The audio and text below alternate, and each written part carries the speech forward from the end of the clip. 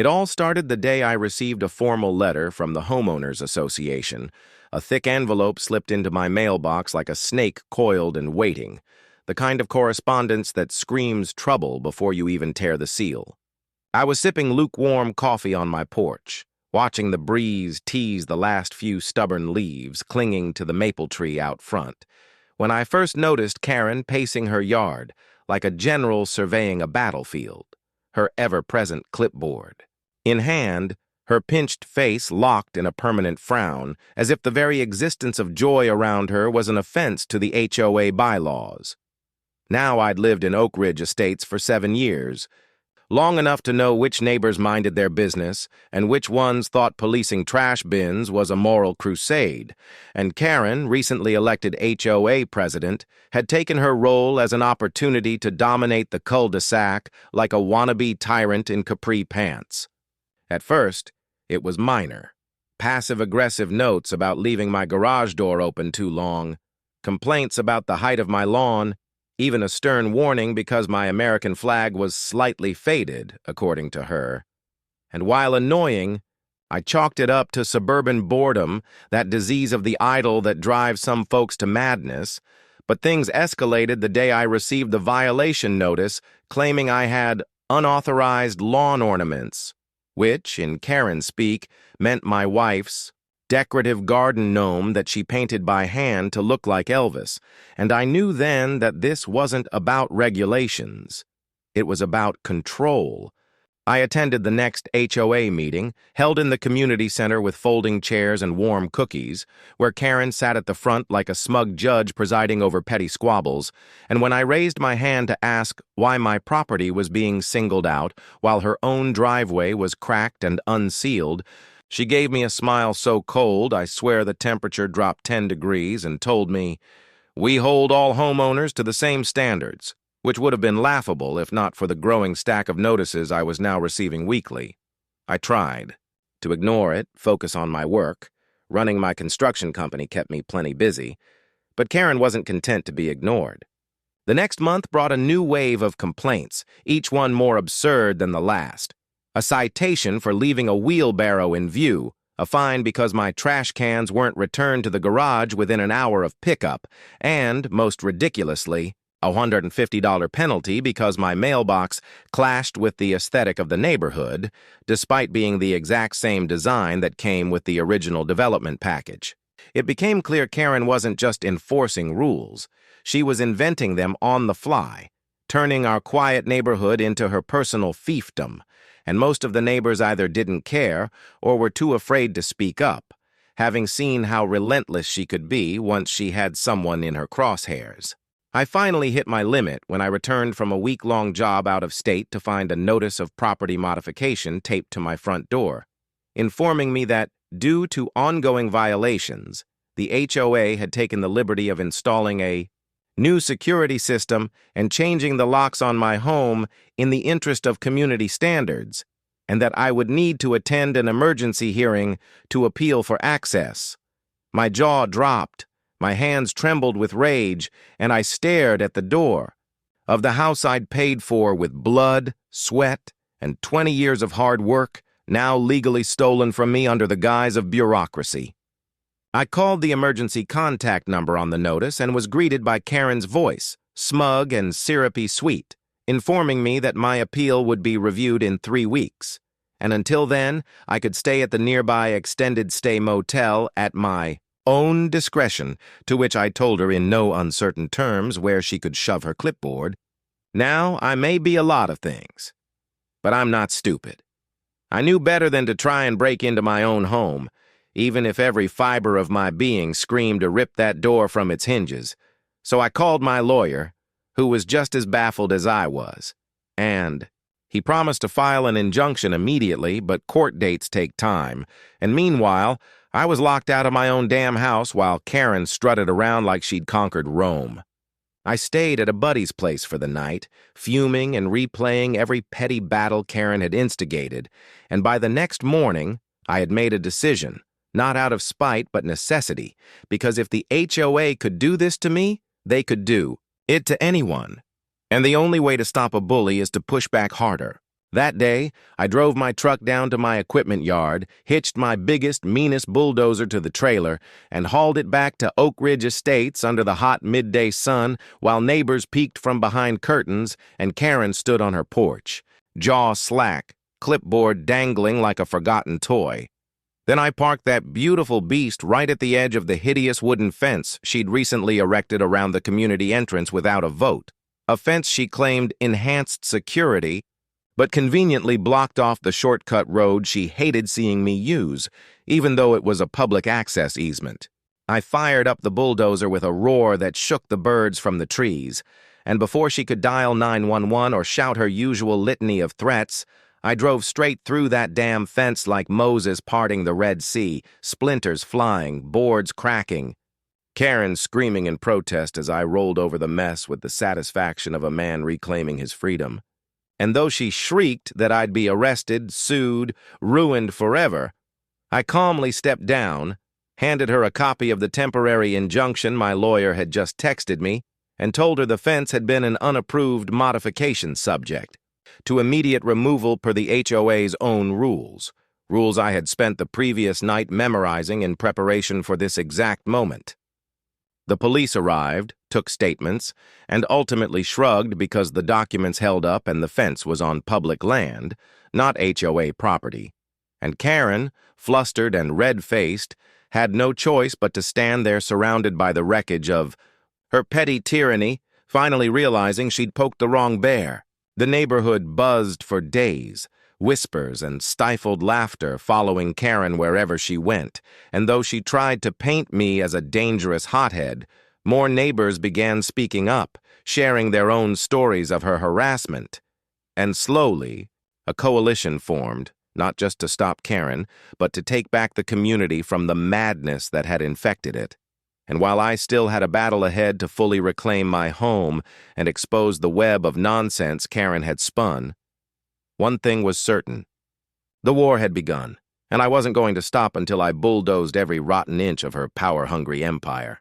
The wreckage of the fence lay in jagged heaps for days, a glorious monument to rebellion that made Karen's blood pressure spike every time she passed it on her way to her mailbox, which, ironically, was also technically out of HOA compliance, due to a rusted hinge no one had ever cared about before, but the tide had begun to shift in Oak Ridge Estates, and the moment I flattened her precious barricade, I stopped being the difficult neighbor and became something else entirely, a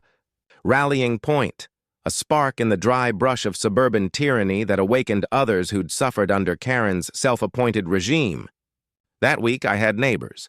People who had barely given me more than a polite nod for years, stopping by to shake my hand, offer beers, even slip me copies of violation notices they'd received from Karen that were every bit as absurd as mine. A family fined for letting their kids use sidewalk chalk, a retired veteran harassed because he liked to fly his POW flag on Tuesdays instead of the HOA-mandated flag days, a young couple nearly sued over the color of their flower pots. These stories poured in like floodwater,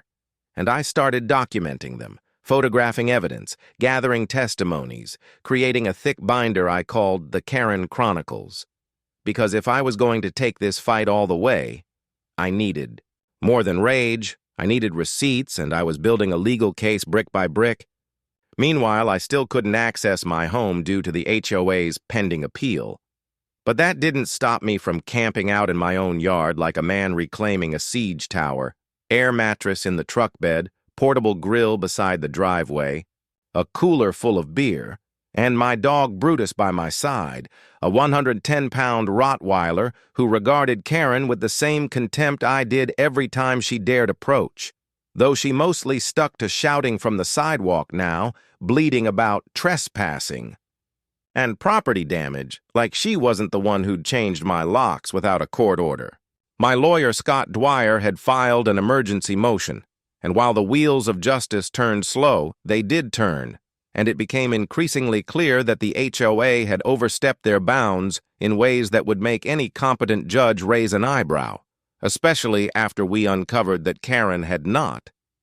In fact, followed the necessary procedural votes for most of the recent changes she'd enforced, including the fence, the lockout policy, and even the so-called community security fund she'd been collecting from homeowners each quarter, which was allegedly for cameras but suspiciously had no receipts or vendor contracts to show for it. The deeper we dug, the uglier it got.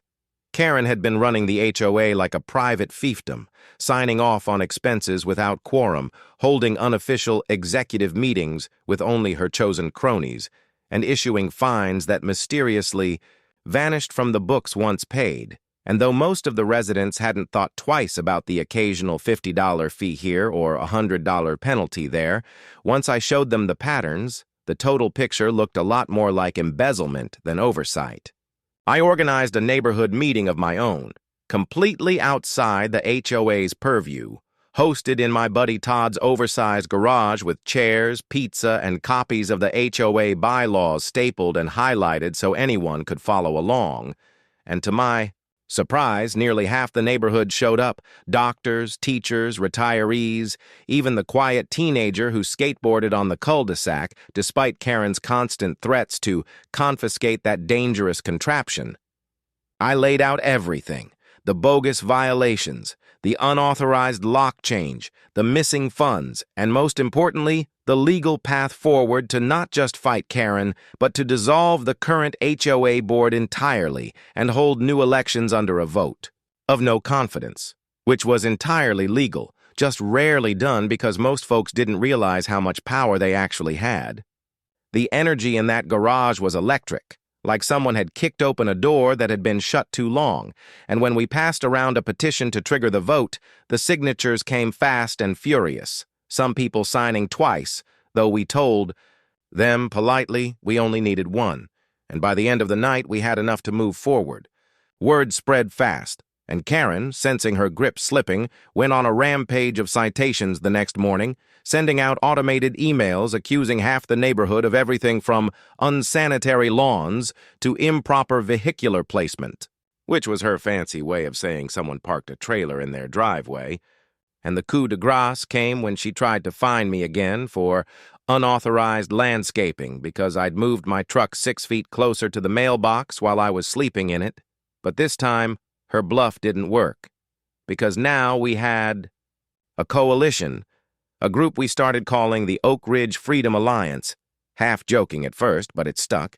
and we used that name to create a website, a newsletter, and most importantly, a GoFundMe to support the legal fund, which exploded with donations from not only our neighborhood, but sympathetic people from all over the state, once the local news picked up our story under the headline, HOA Locks Out Homeowner, He Fights Back with Bulldozer. Karen was livid when she saw the piece, which featured a slow-mo replay of the fence demolition paired with dramatic music and my quote, "I just wanted to live in peace," but she picked the wrong guy to mess with, which apparently triggered her into filing a cease and desist against the news station that was promptly ignored. At the emergency hearing a week later, Scott presented our binder of violations, complete with photographs, receipts, and even voice recordings of Karen threatening to make an example of me during a phone call I'd recorded legally. One party. Consent? Thank you very much. And the judge, who clearly had no patience for HOA overreach, ruled that the lock change was unauthorized, the fine structure invalid pending audit, and that I was to be granted immediate and unrestricted access to my property with all costs reimbursed by the HOA within 30 days. The courtroom erupted in whispered celebration, while Karen, red-faced and trembling, looked like she'd swallowed a lemon dipped in gasoline. And that night, I didn't just walk back into my house. I marched in with Brutus beside me and cracked open a cold beer on the porch for all the neighbors to see. But we weren't done yet, because the audit was still pending. The election had yet to be held, and Karen, desperate to retain control, started pulling every dirty trick in the book. Disqualifying petition signatures, threatening homeowners, with lawsuits even claiming that I'd physically assaulted her during the fence incident, a charge swiftly disproven by multiple cell phone videos that showed me calmly exiting the Bulldozer and her screeching like a malfunctioning smoke alarm. Even so, the tension was real. late-night vandalism of lawn signs, slashed tires, including mine, and even a suspiciously timed anonymous tip to Child Protective Services against one of our coalition members, all of which only reinforced that Karen wasn't just petty, she was dangerous when cornered, and we needed to be smart if we were going to finish this fight cleanly. That's when we got the idea to host a formal town hall with a neutral moderator, a live stream, and open mic for grievances, which we marketed on social media, mailed flyers for, and even got the local library to donate chairs and a projector. And when the day came, nearly the entire neighborhood showed up, except for Karen and her 2 loyalists, who stayed home and issued a press release declaring the event illegitimate and slanderous.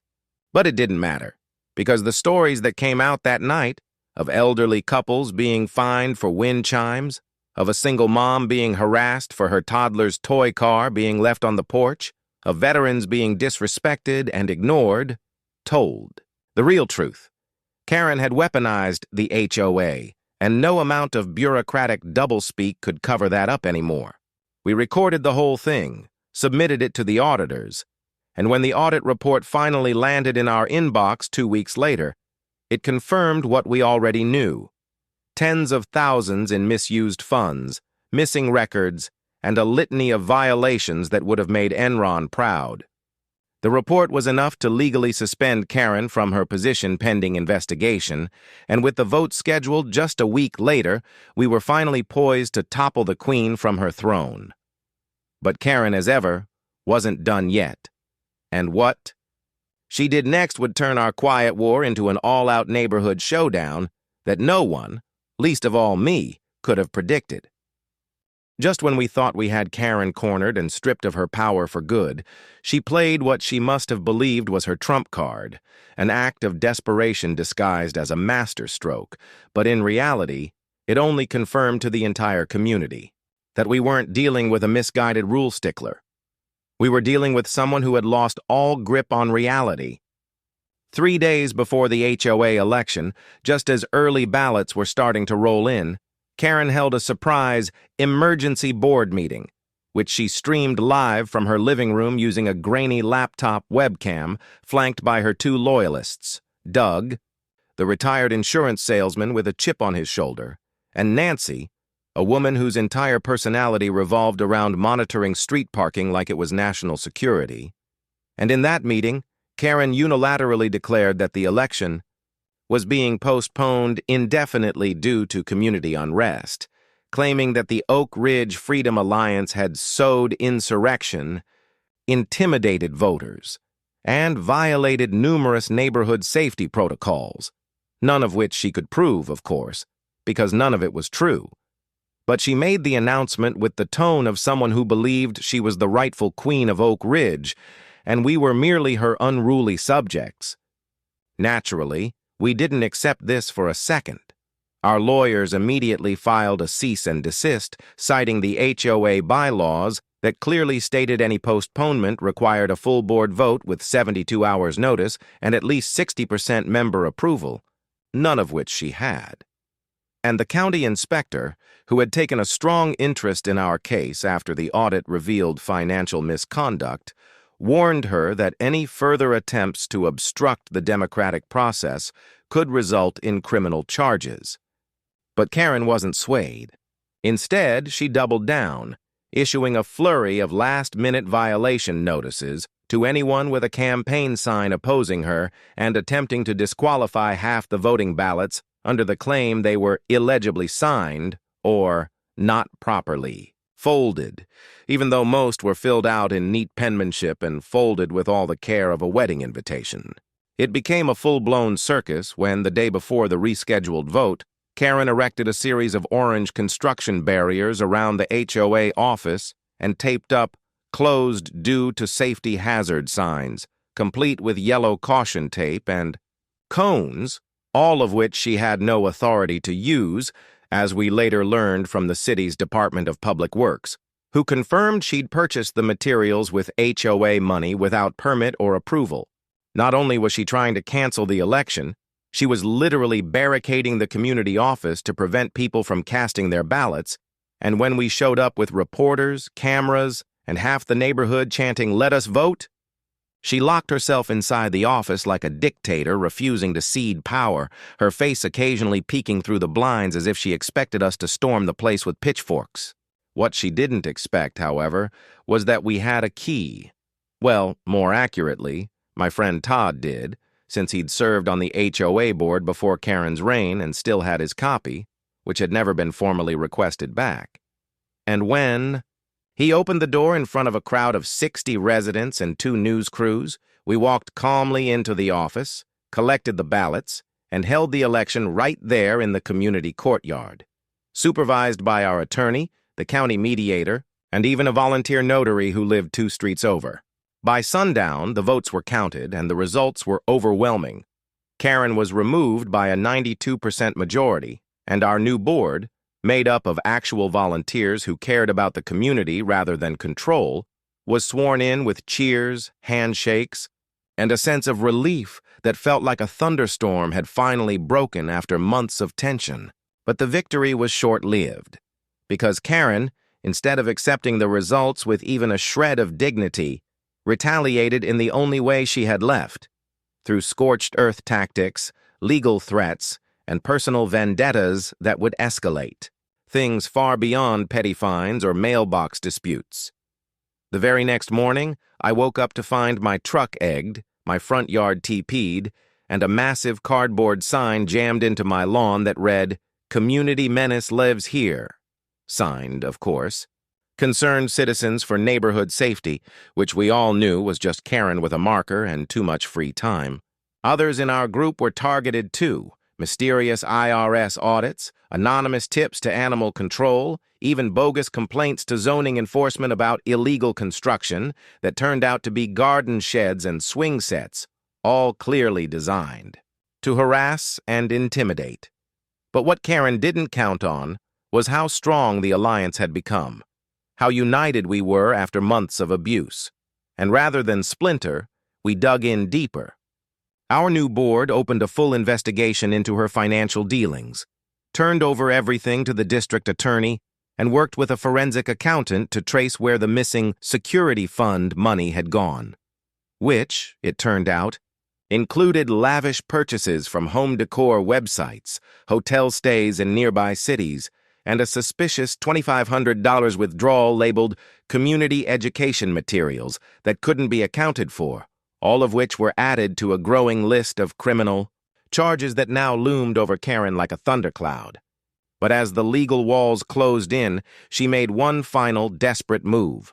She filed a civil lawsuit against me personally, claiming emotional distress, property damage, and character defamation from the fence bulldozing incident,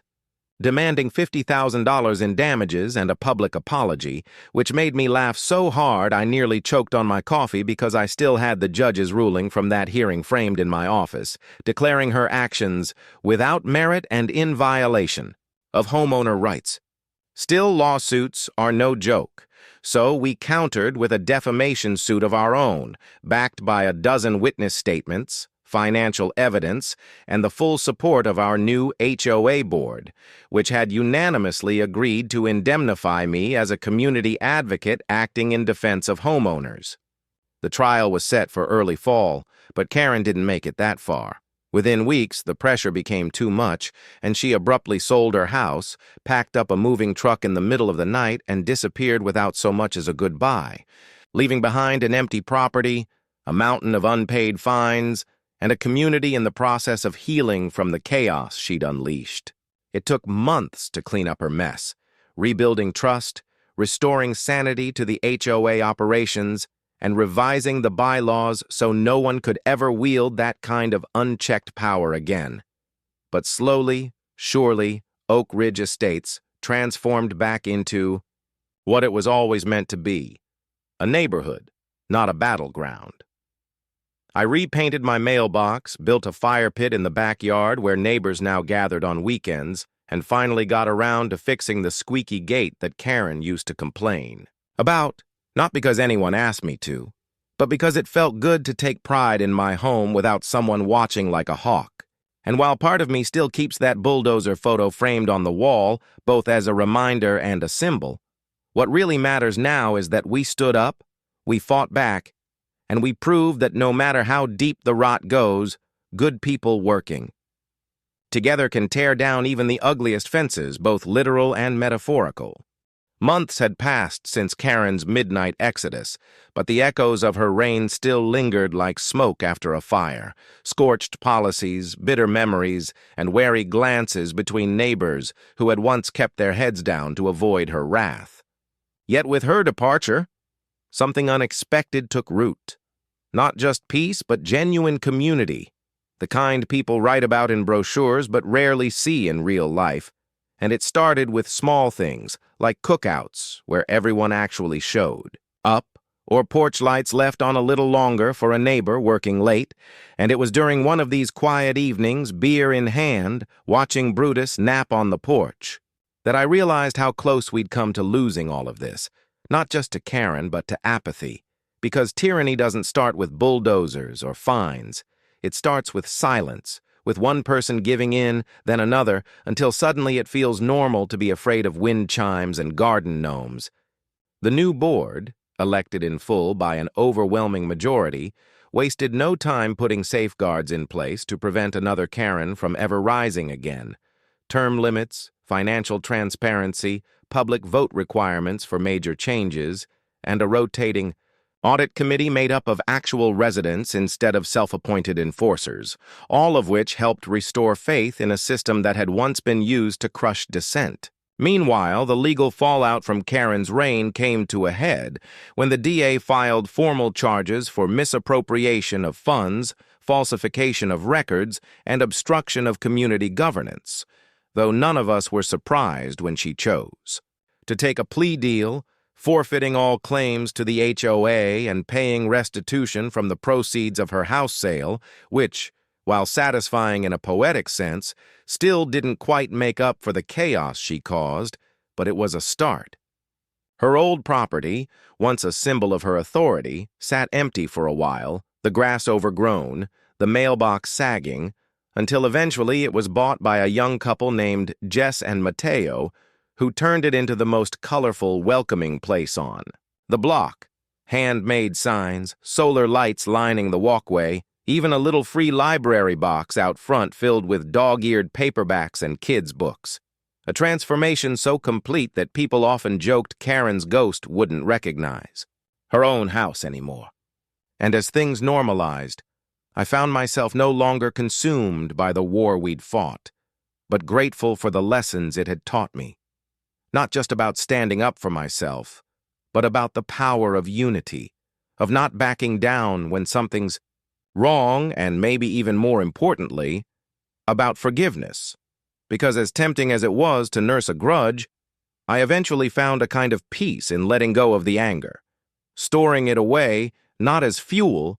but as memory, a story to tell so we'd never forget what could happen if we looked away for too long. It helped that I wasn't alone. Todd, Lisa, Old Man Hargrove, even quiet Mrs. Beasley, who'd once called me reckless, all became close friends over time, bonded by the shared fire we'd walked through, and we made a tradition out of our Friday bonfires, where we roasted marshmallows, swapped ridiculous HOA horror stories, and even held informal neighborhood awards like Best Lawn Flamingo Display or Most Passive-Aggressive Porch Sign, poking fun at what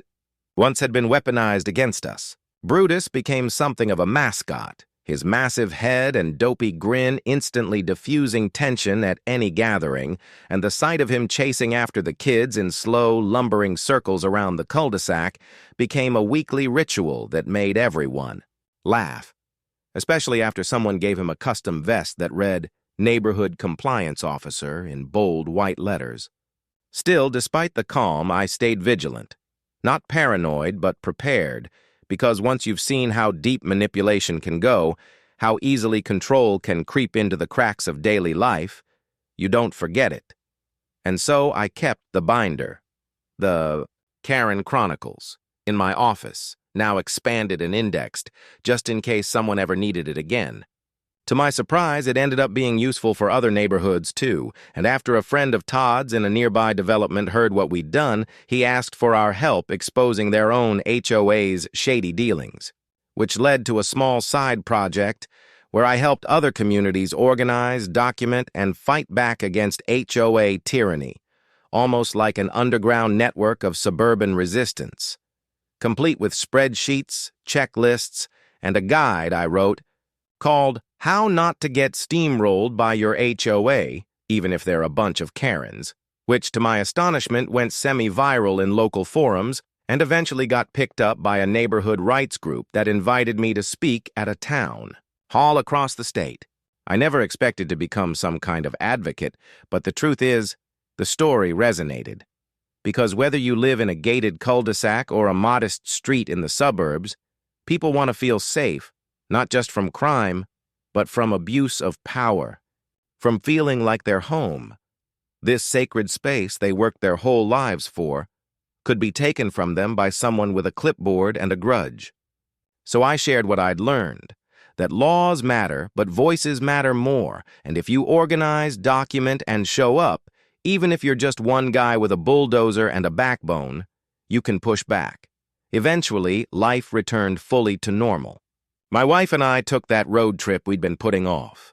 I rebuilt the backyard deck with the help of neighbors who wouldn't have given me the time of day a year prior. And I even helped coach the local kids' soccer team. Yes, the same kids Karen once tried to fine for unauthorized ball games, a memory we now laughed about every time a ball went sailing into someone's driveway and no one panicked. And on the one-year anniversary of the infamous fence demolition, we held a neighborhood potluck, complete with a miniature model of Karen's fence made out of graham crackers and pretzels, which Brutus promptly knocked over while chasing a tennis ball to everyone's delight. And as I stood there watching families mingle, neighbors share food, and laughter echo, where once there had been whispered complaints and fear, I felt something rare. Closure. Not the cold kind that comes from revenge, but the warm kind that comes from rebuilding something better than what came before. The house was mine again, not just legally but spiritually, and so was the neighborhood, reclaimed not by force, but by resolve. And while I'd never go looking for a fight like that again, I knew I'd stand up if it ever came to my door, and more importantly, so would everyone else. Because the thing about fences is, they don't just keep people out. They wall people in, and when we tore Karen's down, we didn't just win a legal battle. We gave each other permission to live freely again, to be neighbors again, and that, in the end, was worth every dented mailbox, every sleepless night, and every rusty nail scattered across the path that led us here.